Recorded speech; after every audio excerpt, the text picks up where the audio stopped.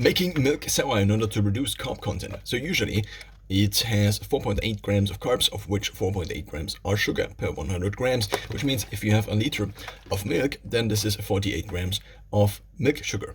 So now I ingested, or I put input 2 or 3 tablespoons of vinegar into this as of yesterday, and then I let it at somewhat early summer temperature just be. And now it also, the cartridge, or whatever this is called, is already kind of blown up, and the milk seems to be kind of clumpier. Let's take a glass and let's see how the consistency is. Well, it didn't do that much yet. So the recommendation was to have it for at least 2 days in room temperature.